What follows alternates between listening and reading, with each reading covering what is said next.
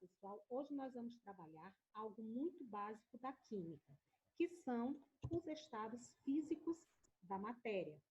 A primeira coisa, que quando lembrar que quando eu falo de estados físicos da matéria, a primeira coisa básica que eu preciso saber é que essa matéria ela é dividida em três, que é o estado sólido, o estado líquido e o estado gasoso. Cada um desses estados físicos, eles diferem um do outro pelas características das partículas que o compõem. No estado sólido, nós temos um grau máximo de organização das partículas, ou seja, nesse estado físico, as moléculas elas estão muito próximas umas das outras, elas têm pouquíssima liberdade de movimento, elas se movimentam, mas é uma velocidade muito baixa, ou seja, no estado sólido, essas partículas ela têm uma energia cinética muito baixa. Existe um pouquíssimo espaço vazio entre elas, né? Uma vez porque elas estão muito unidas, né? E essa união, ela vai criar uma coisa que somente esse estado sólido possui, que é o que a gente chama, que é o retículo cristalino. Esse retículo cristalino, ele é a estrutura que representa o grau máximo de organização dessas partículas, né? E lógico que esse grau máximo de organização, ele só vai ser alcançado aqui no estado sólido. Portanto, quando a gente falar em estado físico sólido da matéria, você precisa lembrar que é o estado em que as partículas estão muito próximas das outras, ela tem pouco movimento, existe pouco espaço vazio entre elas, e elas têm uma energia cinética muito baixa, certo? Lembre sempre disso, tá bom? Elas são muito importantes. Agora vamos falar sobre o estado líquido. Esse estado líquido da matéria já é um estado em que essas partículas elas já têm uma certa liberdade de movimento. Elas conseguem se movimentar um pouco mais, né, do que as partículas do estado sólido, ou seja, ela tem mais energia cinética do que o estado sólido. O estado líquido, ele não possui de forma alguma o retículo cristalino, que é o grau máximo de cristalização, isso é conseguido no estado sólido.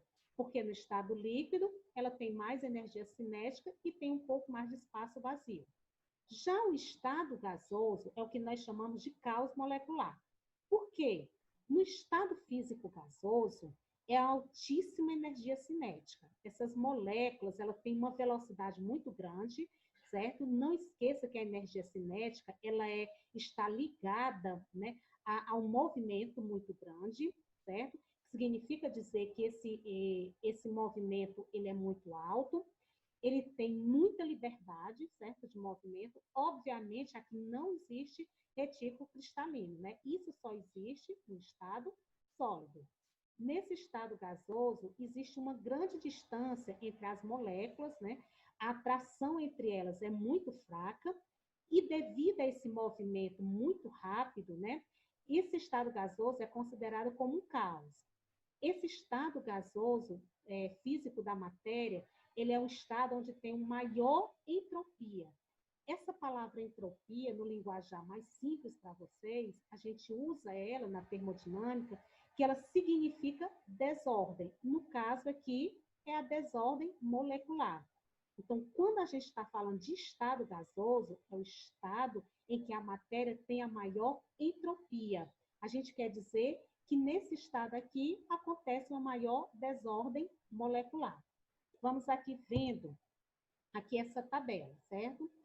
Com essa tabela, a gente vai poder ver exatamente as principais características dos três estados físicos, sólido, líquido e gasoso, com relação à sua forma e com relação ao seu volume. Primeiro, vamos falar sobre a forma.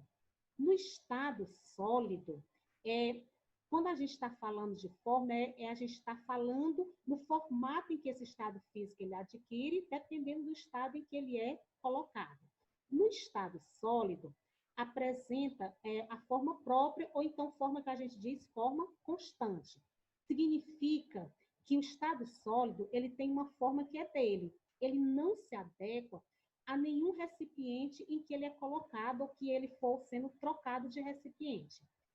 Se eu tenho uma pedra de gelo que tem um formato cúbico, né, se ele é colocado no prato, ele vai continuar com a sua mesma forma cúbica. Se ele é colocado dentro de uma panela, ele também vai continuar com a mesma forma.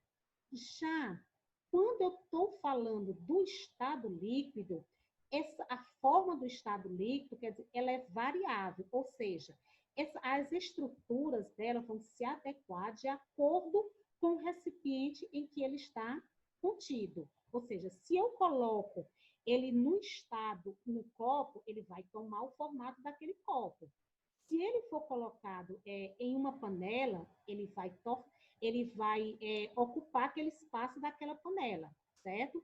Já quando nós estamos falando do estado gasoso, ele é como estado líquido.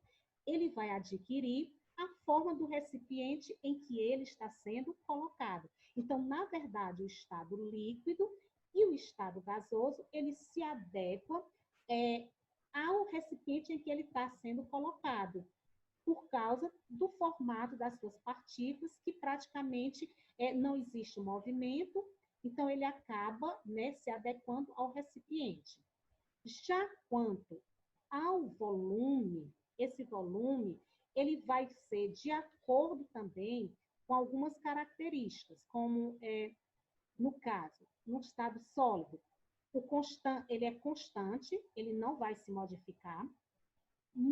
Ele vai continuar ocupando o mesmo espaço, ou seja, se você tem um gelo e o tamanho dele é de 5 centímetros cúbicos, se você coloca no recipiente quadrado, ele vai continuar quadrado. Se você colocar num recipiente redondo, ele vai continuar com o mesmo volume de 5 metros cúbicos.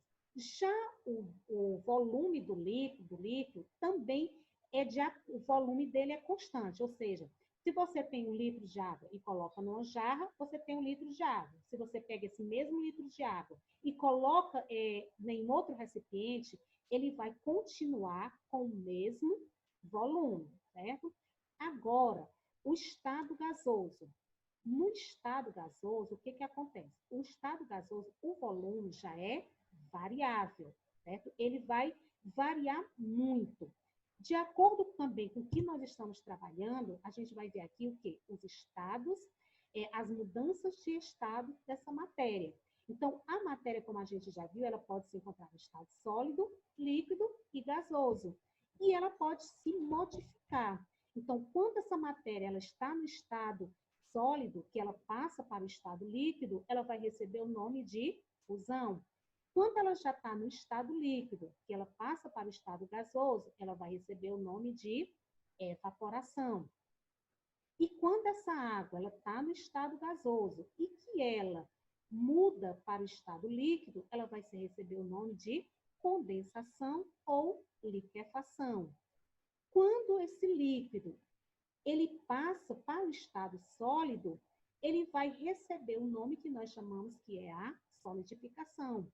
Já quando nós temos, né, uma matéria que ela está no estado sólido e ela muda completamente para o estado gasoso, nós dizemos que o processo que está acontecendo ali é uma sublimação. Automaticamente, se essa matéria ela está no estado gasoso e ela passa para o estado sólido, vai acontecer o mesmo processo que é a sublimação.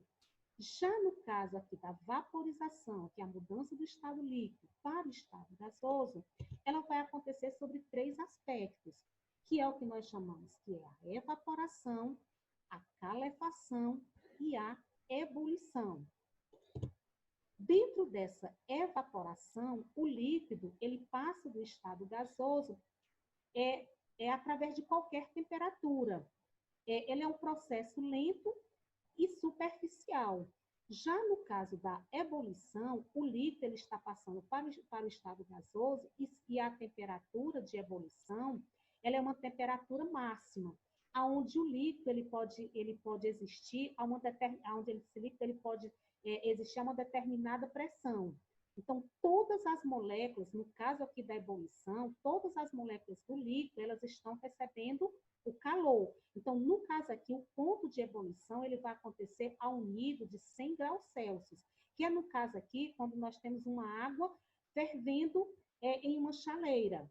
No caso da evaporação, a gente pode citar um exemplo, simplesmente a evaporação que está acontecendo no rio, ou a evaporação que está acontecendo numa roupa que está secando ao sol. Já a calefação, o líquido ele passa instantaneamente do estado líquido para o estado gasoso. O líquido, em pequena quantidade, ele recebe uma grande quantidade de calor e se torna vapor rapidamente. Um exemplo que nós temos aqui é quando nós temos uma gota de água que cai em uma chapa quente. Então, a vaporização, dependendo da quantidade de calor que ela recebe, ela vai ser do tipo evaporação, ebulição ou ela vai ser do tipo de calefação.